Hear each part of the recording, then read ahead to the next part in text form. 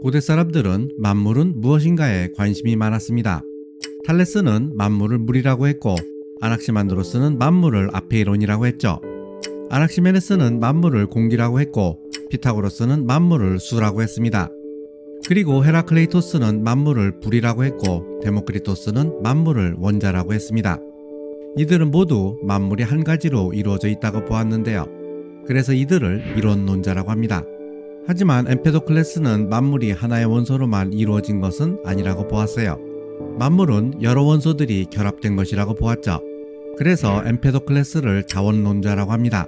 우리는 만물이 118개의 원소로 구성되어 있다는 것을 알지만 엠페도클레스는 4개의 원소가 있다고 생각했던 겁니다.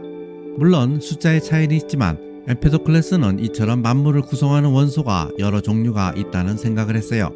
그래서 어떤 사람들은 엠페도클레스를 주기율표를 처음으로 만든 철학자라고 평가하기도 합니다. 엠페도클레스가 바로 오늘의 이야기입니다.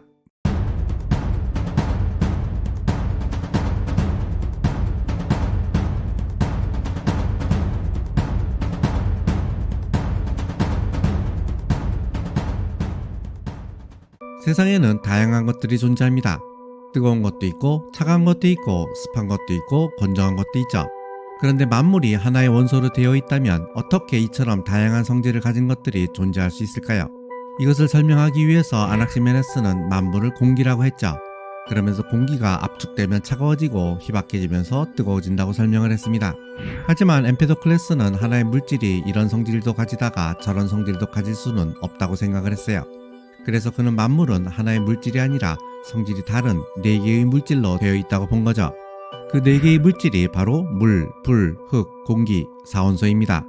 엠페도클레스는 이 4원소를 만물의 뿌리라고 부르고 있는데요.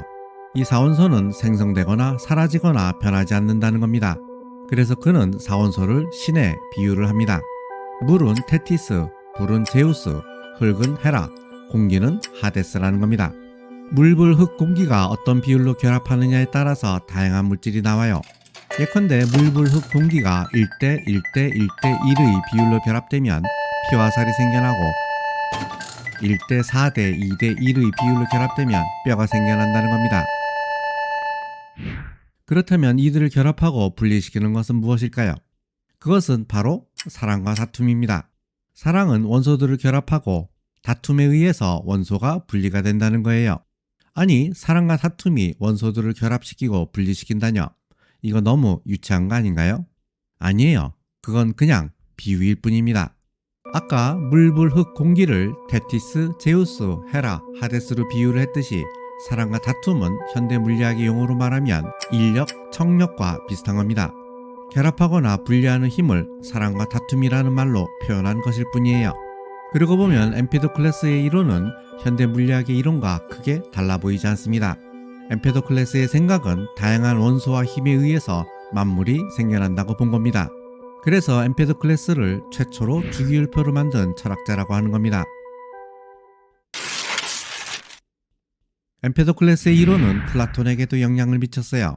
플라톤은 기하학을 좋아했던지라 그는 원자들이 정다면체로 생겼다고 보았습니다. 물은 매끄럽게 생긴 정십이면체, 불은 예리한 정사면체, 흙은 쌓을 수 있는 정육면체, 공기는 사람들이 느끼기 힘든 정팔면체라는 겁니다. 20세기 물리학자 하이젠베르크는 플라톤의 이러한 생각이야말로 소립자를 수학적 대칭성으로 생각함으로써 현대 물리학의 원형을 제시했다고 평가합니다. 아리스토텔레스도 엠페도클레스의 이론을 받아들였어요. 그는 사원소설을 좀 더 정교하게 다듬었는데요. 흙은 차갑고 건조하고 물은 차갑고 습하며 불은 뜨겁고 건조하고 공기는 뜨겁고 습하다는 겁니다. 그리고 아리스토텔레스의 영향으로 인하여 이후 거의 모든 교육기관에서는 어김없이 사원소설을 가르치게 되었어요. 그리고 사원소설로 인하여 연금술이 나타났는데요. 연금술사들은 물, 불, 흙, 공기에서 순수한 성질을 분리해서 올바른 비율로 혼합하면 금을 만들 수 있다고 생각했습니다. 그뿐만이 아니에요. 사원소설은 히포크라테스 의학에도 영향을 미쳤는데요. 히포크라테스는 인체에 흐르는 4개의 체액에 따라 사람의 기질을 분류했습니다. 차갑고 건조한 땅의 기운이 강한 우울질형, 뜨겁고 건조한 불의 기운이 강한 담즙질형, 차갑고 습한 물의 기운이 강한 점액질형, 뜨겁고 습한 공기의 기운이 강한 다혈질형이 있다는 겁니다. 만물이 물, 불, 흙, 공기, 4원소로 이루어졌다는 4원소설은 17세기가 되어서야 영국의 화학자 로버트 보일에 의해서 처음으로 비판을 받았어요. 거의 2000년 동안 정설로 자리 잡고 있었던 셈이죠. 4원소설의 영향이 이렇게 큰 이유 중에 하나는 인간의 사유방식에 대한 이향 대립의 구조가 있기 때문이라고 볼 수 있어요. 레비스트로스는 인간은 기본적으로 두 개의 요소가 대립하는 방식으로 생각을 한다고 했죠. 이것을 이향 대립이라고 합니다. 인간은 기본적으로 선과 악, 실제와 가상, 현실과 이데아, 배트맨과 조카가 대립하는 식으로 생각을 한다는 겁니다. 그런데 이항 대립을 한 번 더 하면 사항 대립이 나오죠. 그래서 사원소설이나 사체액설의 구조가 우리에게 아주 그럴듯하게 보인다는 겁니다. 그래서 이러한 이론들이 2000년 이상을 버텼다는 거예요. 그런데 사실 엠페도클레스의 아이디어는 지금까지도 유효하죠. 지금 우리는 118개의 원소가 있고 이러한 원소들이 근본적인 어떤 힘에 의해서 결합된다고 알고 있습니다. 어찌 보면 이러한 개념의 원형을 엠페도클레스가 제시했다고 볼 수 있어요. 엠페도클레스는 원소를 4개밖에 제시하지 않았고 힘을 사랑과 다툼으로 표현하긴 했지만 기본적으로 원소들이 어떤 힘에 의해서 결합되면서 물질이 생성되고 소멸된다는 것을 표현했다는 점에서 지금 우리가 알고 있는 물리학과 크게 다르지 않다는 것을 알 수 있습니다.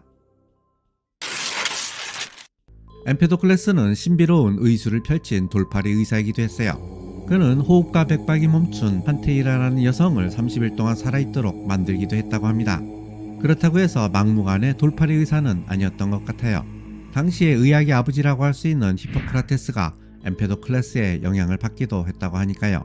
그리고 엠페도클레스는 사이비 주술가의 모습을 보여주기도 했는데요. 계절풍으로 인한 농경지의 피해가 커지자 그는 당나귀 가죽으로 만든 자루 여러 개를 산 꼭대기 주변에 둘러치라고 지시를 했다고 합니다. 이 의식을 행한 후 바람이 약해지자 사람들은 엠페도클레스를 바람을 막는 남자라고 불렀다고 해요. 엠페도클레스는 에트나 화산의 분화구에서 자살을 했다고 합니다. 자신의 시신을 못 찾게 함으로써 자신이 신이라는 것을 보여주려고 했다는 거죠. 자신의 죽음을 신비화함으로써 사람들의 마음속에 자신이 신으로서 살아남기를 바랬다는 겁니다.